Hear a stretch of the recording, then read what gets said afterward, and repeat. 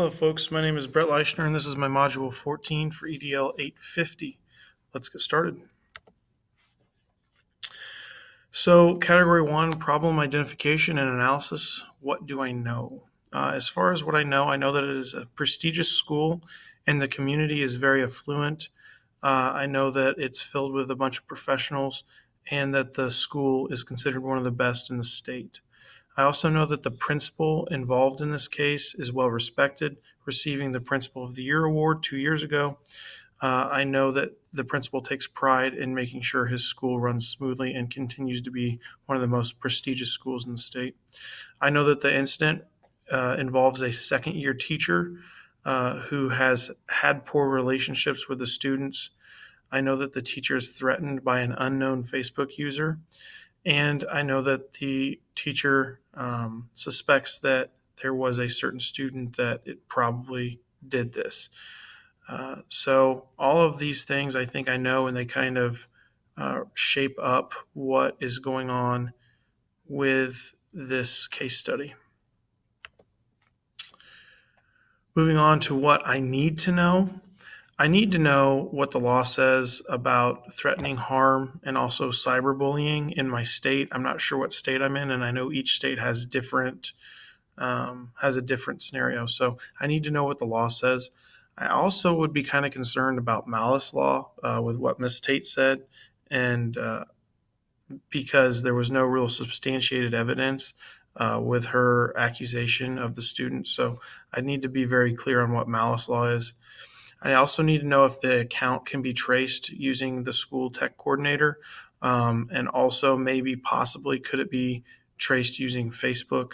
And also I need to know if it can be traced, was it done on the school's network, because that makes things different as far as what the scenario is. So what is the problem? The problem is I don't know who did it. Another problem is how can I prove who did it? If I can find a digital trail, that would work pretty well, but that's not always something that's possible with schools' resources. I also need to know, did Ms. Tate commit malice by accusing the student with really no evidence? And then I need to know, if it is a student, what can the school do? What are the systems in place? So that's a problem I need to make sure I know. And then my thoughts are also, in this day and age, it very well could have been a parent. And so if it's a parent, what steps can the school take to figure out or to rectify the situation? So all those things are problems that occur from this scenario. Category 2, my proposed plan of action with the appropriate strategies for implementation.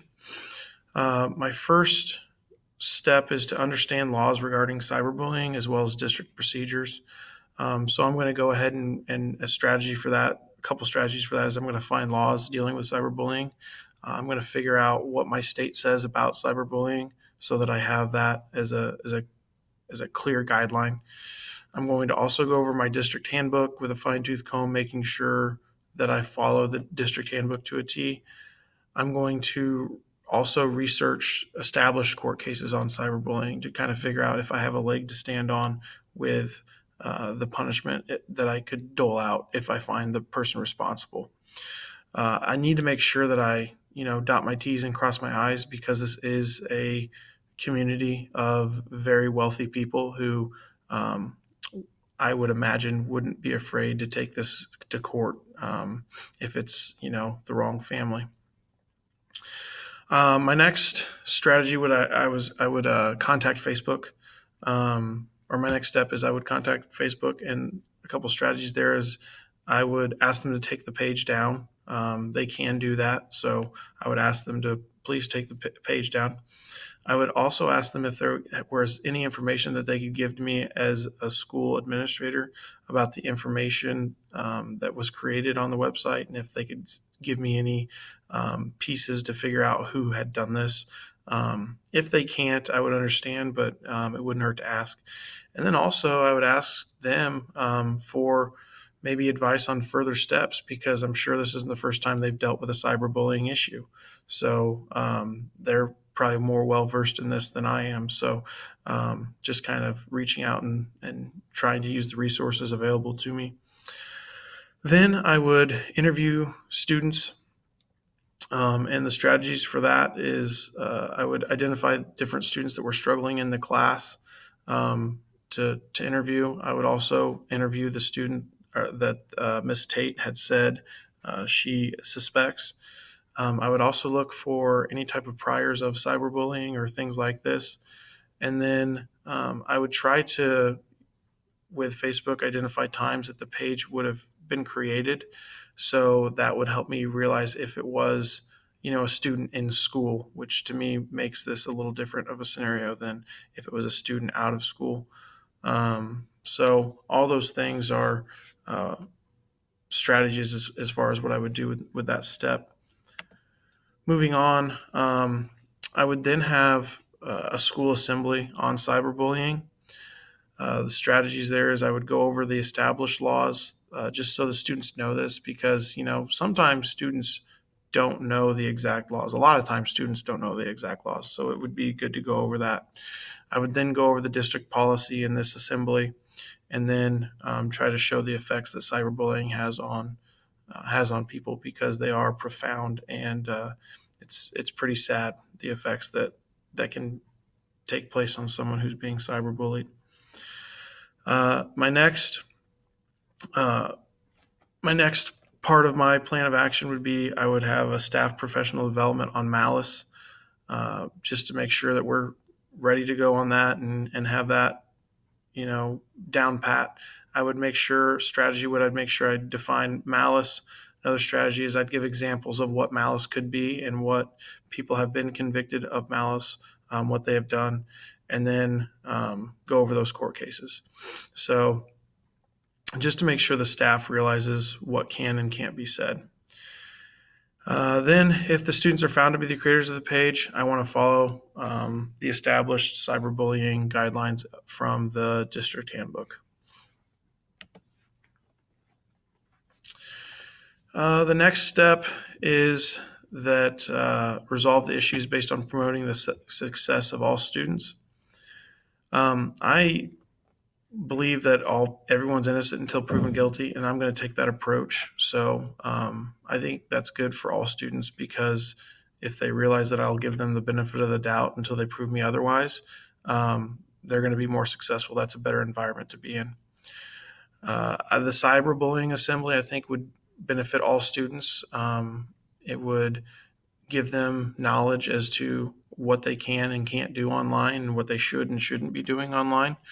So that's, again, part of creating a successful environment that is going to help students be more successful. Then I would also have the teacher's professional development. That's going to benefit all students because teachers are going to be aware of what malice is and how to prevent malice from occurring. So again, it's just all going to this positive environment that I'm trying to create or continue in my school.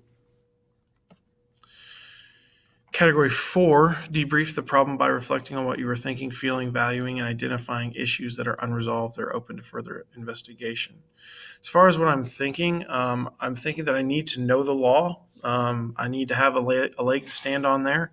I need to know school policy. I can't just make stuff up on the spot. I need to have the policy down pat.